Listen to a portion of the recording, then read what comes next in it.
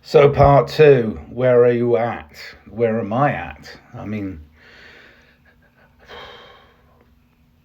see, the thing is, I want to make my own personal progress. My personal progress is to continue to reach out to artists and, um, you know, filmmakers, lots of different people in the media landscape, journalists who have been disenfranchised. There's so many people that have been cast aside by this sweep of the corporate controlled environment that is social media, that was a good idea in its insurrection, the internet, where you could actually speak to people all over the world. All of those things were always like, wow, that's amazing. And here I am now using this amazing tool. But I'm now having to do it on a website which has just been bought out by a corporate giant. This is TikTok. And another billionaire is going, oh, okay, and we're going to restrict you. And see, the thing is, you can't have restrictions on independence. It's an anathema to the idea of independence. Now, there are many teachers in this world, and lots of people have taught me many things, and I'm still learning. I'm continuing to learn how to ply my trade in a society that has blindly stumbled into this cul-de-sac of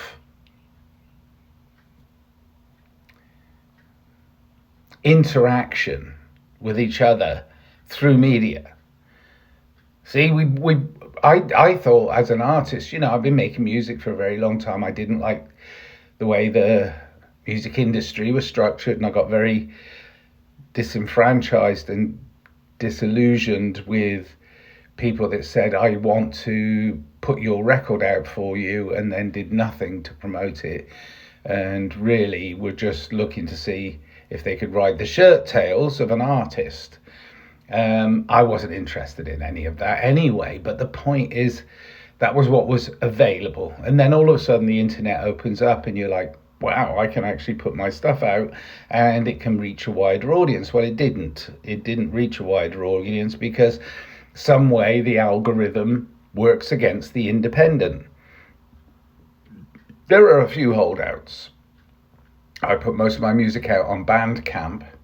And the reason I'm doing that is because 80% of what gets purchased on Bandcamp does come back to me and helps me fund the next part of my project, which is another piece of art or music or a live event or anything that I'm trying to do outreach on. And the thing is, I'm doing outreach because I think that we're going to lose a generation of creatives to the corporate media through propaganda. They think that they're being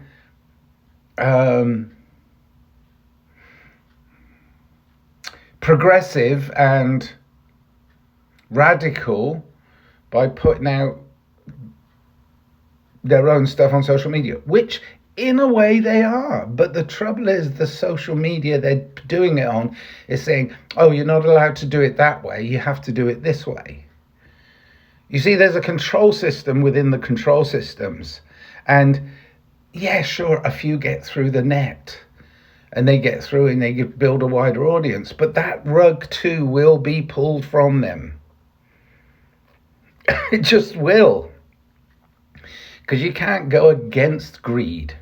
And that's what is really driving the very greedy billionaires who are taking over everything and making everything a monopoly. Is they're actually trying to silence anybody who has a better idea of community reach. Excuse me. So community outreach is part and parcel of being independent.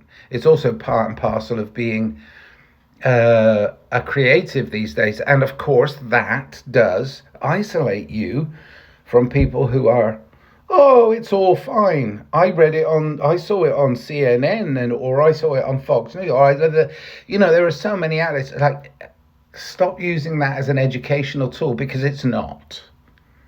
It should have been. TV should have been. But media has been stolen and manipulated by propagandists worldwide who know how to play all the mind games that they've been playing.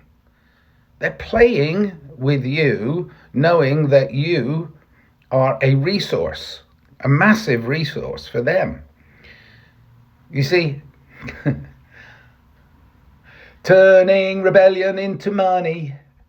You know, there are many people that have seen through the illusion, but it's like, how do we take down this layer of fog that they keep putting up in front of us?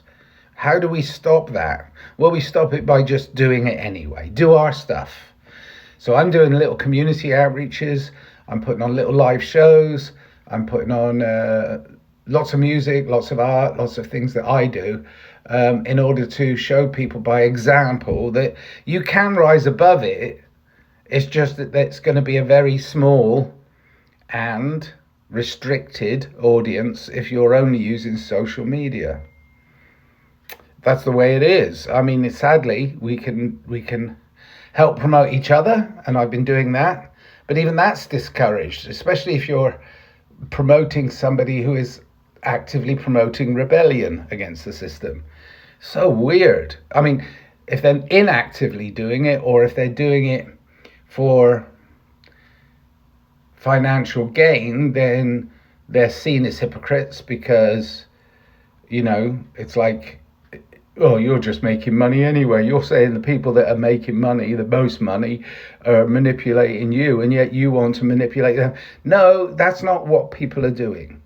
People are not trying to take over individually, as a billionaire would, a company that owns people's souls. I mean, I say people's souls, but it's like, it's people's contribution to society is being stifled. It's being restricted. There are too many rules, and yet they bring in more rules. There are too many controls, yet they bring in more controls. This is the way of the world right now, and it's not a very good world. I don't want that to be the world my children are raised in, but it is an ism. It's what I see happening, and I don't want to be the naysayer and the dark guy who's like, yeah, it's all fucked, but it's not. We can still contribute. We just have to do it in an outreach sort of way to help each other understand what it is we're dealing with, and then go out and do things just for the sake of being entertaining and informative and having fun. Okay. That's it. That's my part 2 of where I'm at. But where are you at? What are you doing to help alleviate this corporate greed that we're labeling, we're fakely labeling, we're falsely labeling? Oh, it's fascism. Oh, it's communism. The truth is, it's just pure, unadulterated greed by a handful of very, very wealthy people. And that's it. That's what's happening. They're taking over everything. All right. So we just have to do our thing. Stay happy. Be creative. They hate that, because you're in competition, you see, and they don't know how to do that. It's like, we control you. You shouldn't be doing this. Well, sorry. Doing it anyway. Staying creative. Be a creative human being. Stop being a wimp. Stop cowering underneath the idea that you are a failure. You are not a failure.